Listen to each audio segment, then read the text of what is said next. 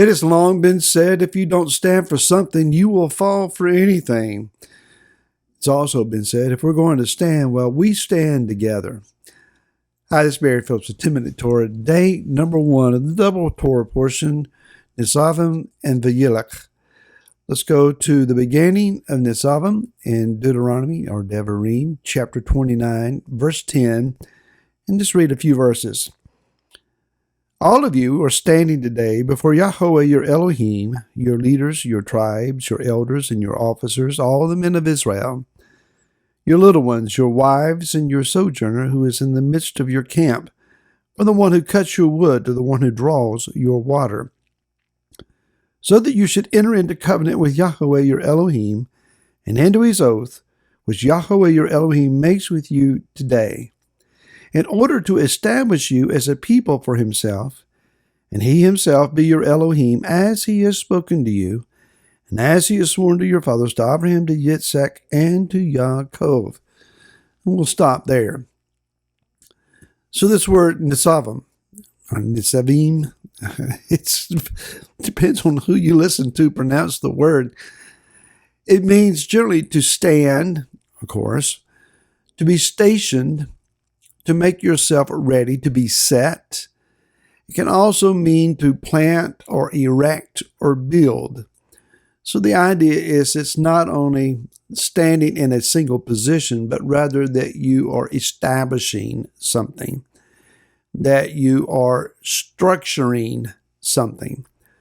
The intention here is something long-lasting, with some longevity and some firmness to it. Now, it's also a picture perhaps of one standing for a purpose, maybe standing as in a defensive position, an athletic position would be a good idea there, to make yourself ready for action. We read, I think it's in 1 Peter, about girding up your loins, which is a term about taking the skirt folds and pulling it up into your belt and tying it all so that the skirts of one's garments in those days would not encumber your legs, that you would be more athletically capable. So we are positioning ourselves for something strategic, something that would be significant. One might also be seen as just simply standing around, maybe waiting for whatever's going to happen to happen. So the same word can give two different ideas. We can be prepared, established, ready for action, or just standing around, leaning up against the wall, waiting for something to happen. Yah is encouraging Israel to operate in the first sense. I want you to practically, positionally stand together. And he does this to signify three different things in particular. And there may be more, but these are three that I see. Number one is to organize themselves as a community. Now, the first part of this is the leadership. Your leaders, your tribes, your elders, your officers, all the men of Israel. In order for a congregation, for a group of any size to be functional, to have a sense of direction, a calling, a destiny, a purpose, there has to be some sense of leadership. This is not a dictatorial, totalitarian,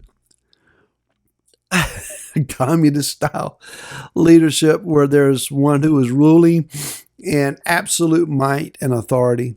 That's not being a shepherd. That's being a brute. None of us want that. But there has to be somebody who bears a sense of leadership and the responsibility to it. Yeshua gave gifts, apostles, prophets, pastors, teachers, and evangelists. These are giftings that are sown into the body in order that the body stop being immature, that we stop being tossed around with every little doctrine that comes running our way. And that seems to happen a bit. where there is righteous, godly, effective leadership in place, the community can be cohesive, have a single horizon to look at, a certain understanding of their destiny, and can move toward it in some sense of order. The community includes family, everything from your wives and your children to those that have been grafted in. Here it says, your sojourner. And that is the ger, the one who is a stranger from our bloodline and lineage, which would include most of us, but who desires to walk as Israel, which would include most of us, seeks then to walk together as a part of this community, which includes most of us. And the idea is that we are to be included and considered a part of the whole. The sojourners are ours. They belong to us. Not in servitude, not in slavery, not in any position beneath ourselves, but as family members, my sons and my daughters, my sons-in-laws, my daughters, they belong to me. I belong to them. My wife belongs to me. I belong to her.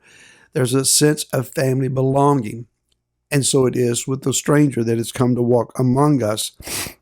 Even those that are in servitude to us, such as cutting wood and drawing water, well, we really don't have those roles anymore.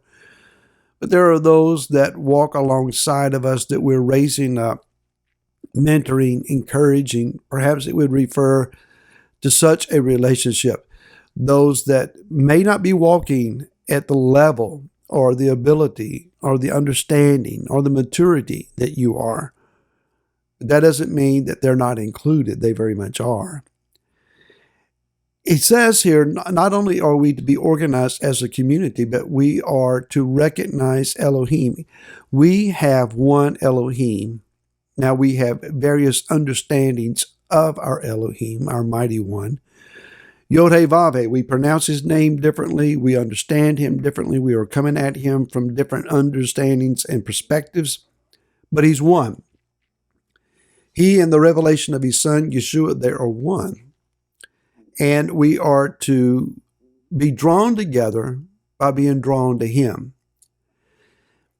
We're not serving the latest one that comes along. We're not serving the latest revelation of the latest one that's come along. But rather, this is the Elohim of Avraham, Yitzhak, and Yaakov. He is the everlasting to everlasting. It is his plan, his Torah, his word, his kingdom that we're all focused on. And then lastly, we are established by covenant. I heard a man teaching some pastors a number of years ago give a wise piece of information. And he related how that someone that he knew was being slandered in public by a third party. And they were speaking in a very negative way about this brother. And he very firmly went to this man and said, you are to shut your mouth. You're to no longer speak about this man in public without him being here present. You do not speak about him again. He said, I am in covenant with this man. He is my covenant brother, and I forbid you to speak of him in this nature. But then he went to the man who was the subject of the discussion and dealt with him and asked him, these reports, are they true?